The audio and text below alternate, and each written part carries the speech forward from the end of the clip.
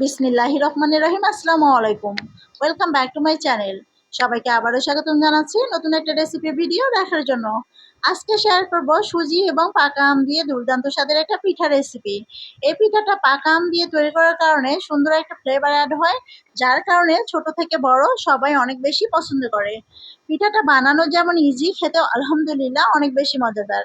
এই আমের সিজনে অবশ্যই একবার হলেও বাড়িতে ট্রাই করবেন এই পাকা আমের পিঠাটি। তো চলুন পাকা আমের পিঠার এই পুরো রেসিপি ভিডিওটি দেখে নেওয়া যাক। তো পিঠার জন্য প্রথমে আমি একটা বাটির মধ্যে নিয়ে নিয়েছি 2টা আম।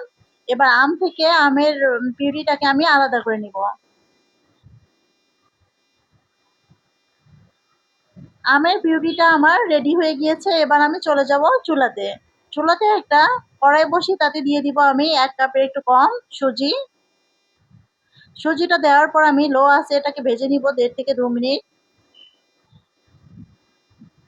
এ পর্যায়ে আমি মিষ্টির জন্য দিয়ে দিব 1/4 কাপের একটু বেশি চিনি। চিনিটা আপনারা যে যার টেস্ট অনুযায়ী দিয়ে দেবেন, তবে এখানে চিনিটা একদম পারফেক্ট। তারপর চিনিটা দেওয়ার পর আমি সুজির সঙ্গে ভালো করে নেড়ে চেড়ে নিব কয়েক সেকেন্ড। এ পর্যায়ে দিয়ে দিব স্বাদ অনুযায়ী লবণ। যে কোনো মিষ্টি খাবারে লবণটা অ্যাড করলে কিন্তু এর টেস্টটা অনেক বেশি বেড়ে যায়।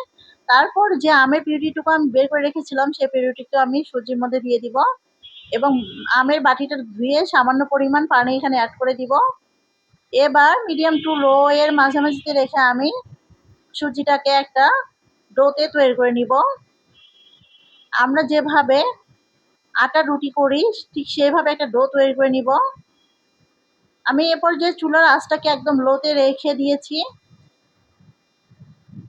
তারপর চুলাটাকে আমি একেবারে বন্ধ করে দেওয়ার পরে এখানে দিয়ে দিয়েছি 1 কাপ ময়দা। ময়দার পরিবর্তে চাইলে কিন্তু এখানে আপনারা আটাও নিয়ে নিতে পারেন। এ পর্যায়ে আমি ধাপে ধাপে এখানে ময়দাটাকে অ্যাড করে দিব। সব ময়দা একবারে দিতে যাবেন না।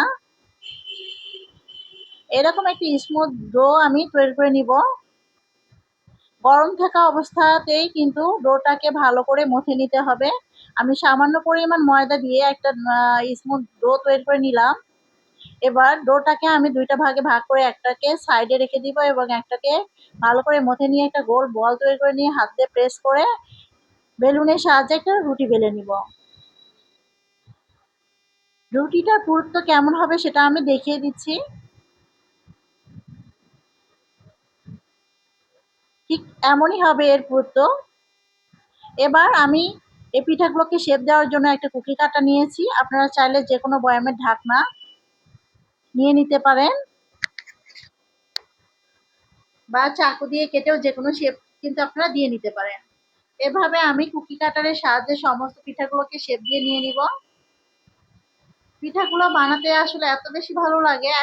একবার যদি আপনি এই পিঠা বানাতে শুরু করেন আপনাকে শুধু বানাতে ইচ্ছা করবে। পিঠাগুলো বানাতে আপনার কোনো প্রকার বিরক্তি আসবে না।